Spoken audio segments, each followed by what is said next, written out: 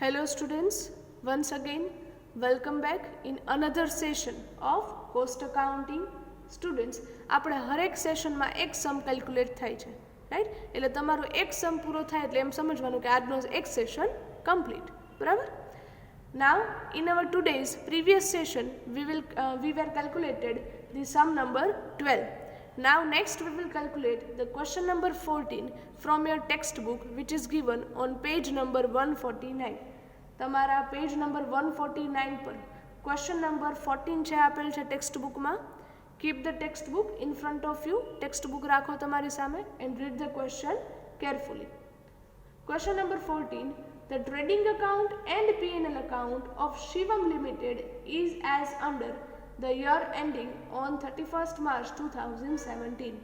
That means again Shivam Limited એમનું trading અને P&L account તમને ક્વેશ્ચનમાં આપેલ છે. દેટ મીન્સ કે તમારે ટ્રેડિંગ અને P&L અકાઉન્ટ પ્રિપેર કરવાનું થશે નહીં, right? Okay, see the account trading and P&L account, two sides are there, debit and credit, right?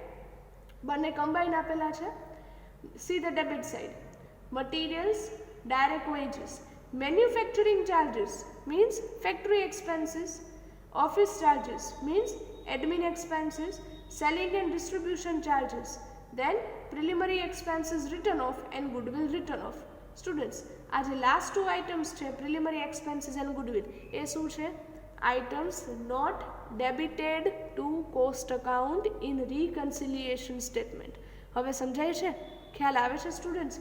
Y? Because આગળની બધી આઇટમ્સ તો બંનેમાં કોમન હોય છે, ખાલી અમાઉન્ટ જ અલગ હોય છે, બરાબર? ઓકે, ક્રેડિટ સાઇડ જુઓ. By sales 2700 units, closing stock. Now units તમને ડાયરેક્ટલી નથી આપેલા students, but condition is given 10% of production. Interest received, dividend received and rent received. આ શું છે students? These are items not credited to cost account. આ સમજાય છે students? Why? Because sales અને closing stock એ તો બંનેમાં હશે જ, રાઈટ? તો આ જ એવી આઇટમ્સ છે કે જે કોસ્ટ અકાઉન્ટમાં હોતી નથી. હવે ખ્યાલ આવે છે સ્ટુડન્ટ્સ કે આ રિકન્સિલિએશનના પોઈન્ટ્સમાં કઈ આઇટમ્સ છે મૂકવાની છે, right? So this is the trading and P&L account.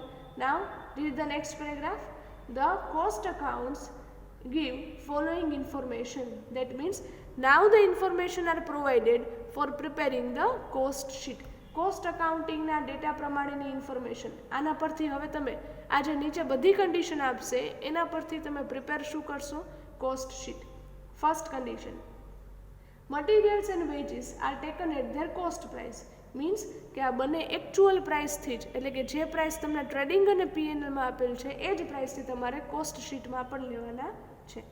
Second, manufacturing charges means what students? યાદ ન રહીએ તો લખી નાખજો. Manufacturing charges means factory overheads means factory expenses means works expenses. આ બધાનો મીનિંગ એક જ, રાઈટ? આ ટેકન એટ 50% ઓફ વેજીસ. એ કેટલા છે? વેજીસના 50%. Next, third, office overheads at 20% of factory cost. Office expenses means admin overheads છે એ ફેક્ટરી કોસ્ટના 20% છે. Fourth, selling and distribution overheads at the rate of ₹3 per unit. Selling overheads તમને પર યુનિટ આપેલ છે, તમે મલ્ટીપ્લાય કયા યુનિટ સાથે કરશો? Units sold. Prepare number 1 cost sheet, second reconciliation statement.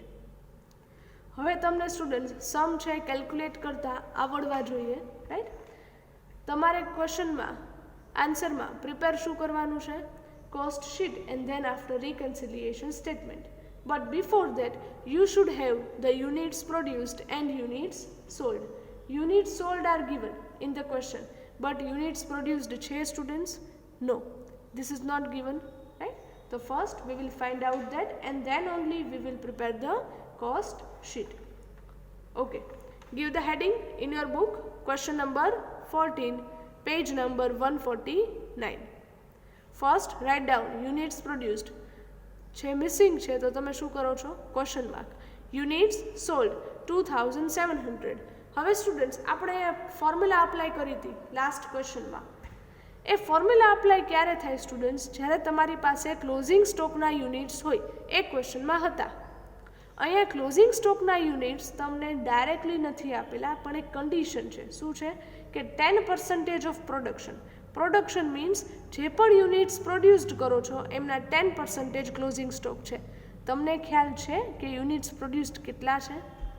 નથી ખ્યાલ, તો તમને ક્લોઝિંગ સ્ટોકના યુનિટ્સ પણ મળે નહીં. તો અહીંયા ફાઇન્ડ આઉટ કઈ રીતે કરવા? તમને ક્લોઝિંગ સ્ટોક જેના પર્સન્ટેજ આપે ને તમારે એને અઝ્યુમ કરવાના. અહીંયા પ્રોડક્શનના પર્સન્ટેજ છે તો આપણે એને અઝ્યુમ કરીએ છીએ. Suppose units produced equals to 100, તો ક્લોઝિંગ સ્ટોક છે એમના 10%, તો કેટલા થશે? 10. જે તમે માઇનસ કરો, પ્રોડ્યુસ્ડમાંથી ક્લોઝિંગ સ્ટોક માઇનસ કરી નાખો તો રિમેનિંગ યુનિટ શું હશે? Units sold, which will come 90. Now put the equation. હવે ઇક્વેશન મૂકો. Units sold and closing stock. Units sold as per our assumption is 90. At that time closing stock 10 units. As per the question, units sold તમને કેટલા આપે છે? 2700. At that time closing stock how much? Write down the equation લખો. So our closing stock units will come 300. કેટલા આવે છે? 300. Now students, હવે તમારી પાસે આ યુનિટ્સ અવેલેબલ છે. આગળના ક્વેશ્ચનમાં, ક્વેશ્ચન નંબર 12માં આ યુનિટ્સ તમને ડાયરેક્ટલી આપતા, ક્લોઝિંગ સ્ટોકના યુનિટ્સ, એટલે તમે ડાયરેક્ટ આ ફોર્મ્યુલા મૂકતા, પણ અહીંયા નથી આપેલા એટલે પહેલાં આ કેલ્ક્યુલેશન કરીએ છીએ. So now we will apply the formula. What is the formula? Units sold equals to opening stock of finished goods plus units produced minus closing stock of finished goods. Units sold are 2700. Opening stock is not given in the question, so 0 plus units produced as it is minus closing stock 300 units. Now 300 units તમે opposite side લઈ જાઓ છો, so units produced equals to 2700 plus 300, so it will come 3000 units. So now you have units produced and units sold. ચલો અહીં સુધી ખ્યાલ આવે students? આ કેલ્ક્યુલેશન સમજાય? રાઈટ? તમને ખ્યાલ હોવો જોઈએ આ ક્વેશ્ચનમાં આ જ એક પોઈન્ટ ડિફરન્ટ છે. હવે તો સમ તો એકદમ ઇઝી છે, as it is. Right? Okay, કઈ રીતે? Give the heading in your book. Shivam limited cost sheet as per cost account. 2 columns only, particulars and rupees. Number 1. Okay students, cost sheet prepare કયા basis પર કરશો? On the basis of cost account data, કે જે તમને P&L account પછી conditions અલગ અલગ આપેલ છે એના પરથી તમે કોસ્ટ શીટ પ્રિપેર કરશો. ફર્સ્ટ કન્ડિશન મટીરિયલ વેજીસ માટે શું છે? એ એક્ચ્યુઅલ જ લેવાના છે. જો કાંઈ પણ સ્પેસિફિકેશન ન હોય તો પણ આપણે કેટલા લેશું? એ જ actual. Right? First materials 40,000 rupees. Second direct veggies 24,000 rupees. Direct expenses કે વર્ક ઇન પ્રોગ્રેસ છે નહીં, so directly we will find out the prime cost, which will come 64,000 rupees. Next, in prime cost we will add factory overheads. How much? તો કે એના માટે તમને second condition આપે છે. Manufacturing charges means factory overheads are 50% of wages. હવે wages ક્યાં લેવાના? કોસ્ટ શીટમાં હોય એ. કોસ્ટ શીટમાં જે વેજીસ છે 24,000, એમના 50%. How much? 12,000 rupees. So now your factory cost is 76,000 rupees. In factory cost we will add admin overheads. Admin overheads, third condition માં તમને શું કહે છે? Office means admin overheads at 20% of factory cost. Factory cost means 76,000. Students, factory overheads અને factory cost બંને અલગ છે, એટલે ડોન્ટ મેક અ મિસ્ટેક. તમારે ફેક્ટરી કોસ્ટના 76,000 લેવાના, 20% લેવાના છે. સો 76,000ના 20%, which will come 15,200 rupees. So you will get the third cost of production 91,200 rupees, in which we will add the opening stock of finished goods. જે ક્વેશ્ચનમાં નથી તો શું કરશો?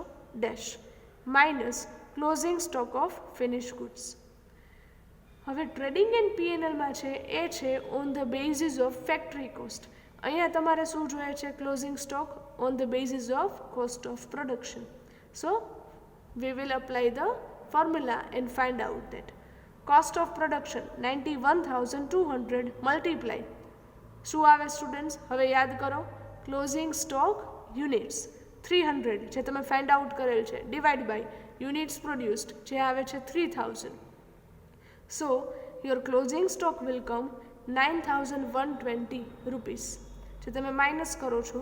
સો the fourth cost of production of goods sold will come 82,080 rupees. In that add selling overheads. Selling overheads માટે condition છે fourth, selling and distribution overheads at the rate of ₹3 per unit. Per unit 3 rupees, પણ multiply students units કરવાના કેટલા total find out કરવા માટે. Always remember, જ્યારથી તમને આ કોસ્ટ મળે છે fourth cost of production of goods sold, ત્યારથી લઈ બધી અમાઉન્ટમાં તમે ડિવાઈડ યુનિટ્સ ક્યાં કરશો કે મલ્ટીપ્લાય યુનિટ્સ ક્યાં કરશો? Units sold. યુનિટ્સ સોલ્ડ છે 2,700 units, multiply with that, so it will come 8,100 units. So at last we will get the total cost which will come 90,180 rupees.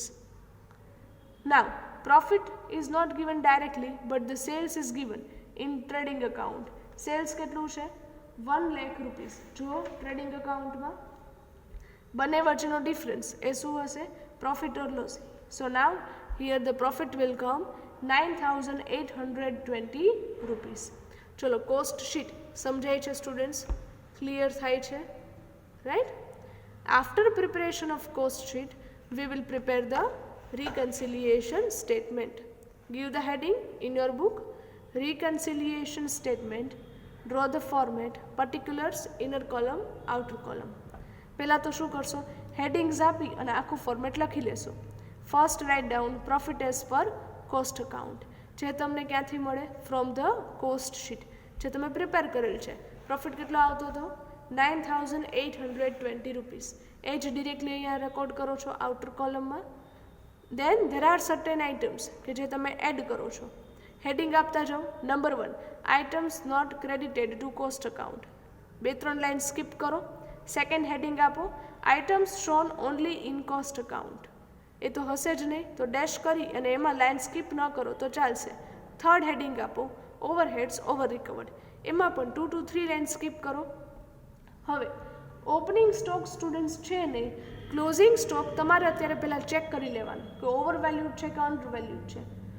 Closing stock cost શીટમાં આવે છે 9,120, જ્યારે P&L અકાઉન્ટમાં છે 8,000 rupees. તો cost શીટનો figure higher છે કે lower? Higher. That means over valuation of closing stock. Technique શું હતી students? Over valuation, under valuation, again over valuation, under valuation. Oh opening closing. હવે રિવર્સ, ક્લોઝિંગ ઓપનિંગ. ઓપનિંગ સ્ટોકની condition નીકળી જાય. Closing stock અહીંયા છે over valued, right? That means આ condition over valuation of closing stock. Plus થાય કે minus? Minus. First two શું કરીએ છીએ? પ્લસ. માઇનસ કરવાની છે એટલે અહીંયા તમે હવે હેડિંગ નહીં આપો તો ચાલશે. આ ખ્યાલ આવે છે સ્ટુડન્ટ્સ? હવે કરો માઇનસ અને હેડિંગ આપી દો, items not debited to cost account. 2 to 3 line skip કરો. Second, overheads under recovered. Again થોડી લાઇન સ્કીપ કરો અને હવે તો લાસ્ટમાં જ હશે એટલે આપણે પછી લખશું. બરાબર? Okay. Now first write down the profit. Then first heading તમે એડ કરો છો, not credited to cost account. Credited means ક્યાં ચેક કરશો? PNL account credit side. જુઓ, સેલ્સ નો આવે, ક્લોઝિંગ સ્ટોક પણ નહીં આવે, તો આવશે શું? Interest, dividend and rent received. ત્રણેયના અમાઉન્ટ ઇનર કોલમ રેકોર્ડ કરો છો. 400 છે બધામાં. આઉટર કોલમમાં ટોટલ મૂકો છો 1,200. સેકન્ડ આઇટમ્સ તો છે જ નહીં. થર્ડ છે overheads over recovered. Okay.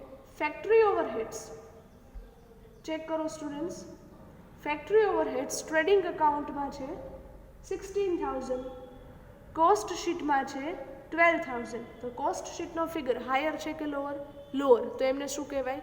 Overheads under recovered. ક્યાં કરો છો? તો કે માઇનસ કરીને જે હેડિંગ આપેલું છે ઓવરહેડ્સ અંડર રિકવર્ડ એમાં મૂકવાના. Factory overheads. ડિફરન્સ લ્યો છો 16,000 માઇનસ 12,000, ડિફરન્સ 4,000. સેકન્ડ છે એડમિન ઓવરહેડ્સ. કોસ્ટ શીટના એડમિન ઓવરહેડ્સ 15,200 એન્ડ P&L અકાઉન્ટના એડમિન ઓવરહેડ્સ 14,000. તો કોસ્ટ શીટનો ફિગર હાયર છે કે lower? Higher. So overheads over recovered. તો ત્યાં મૂકો છો પ્લસમાં. પોઈન્ટ નંબર 3માં office overheads difference 15,200 minus 14,000 difference 1,200. Right. Third overheads છે સેલિંગ એન્ડ ડિસ્ટ્રીબ્યુશન. કોસ્ટ શીટના સેલિંગ ઓવરહેડ્સ છે 8,100, P&L અકાઉન્ટના સેલિંગ ઓવરહેડ્સ છે 9,000. તો કોસ્ટ શીટનો ફિગર હાયર છે કે લોઅર? લોઅર. તો શું થશે? Under recovered. તો ત્યાં મૂકો છો માઇનસમાં second heading selling overheads difference 9,000 minus 8,100. So difference 900. ચલો આ ખ્યાલ આવે સ્ટુડન્ટ્સ? હવે ઓવર રિકવર્ડ ને અંડર રિકવર્ડ એ બંનેના ટોટલ આઉટર કોલમમાં લઈ લ્યો તો થઈ શકે. રાઈટ. ઓવર રિકવર્ડનો ટોટલ આઉટર કોલમમાં લ્યો છો 1,200. રાઈટ. એન્ડ અંડર રિકવર્ડનો ટોટલ કરી આઉટર કોલમમાં મૂકો છો 4,900.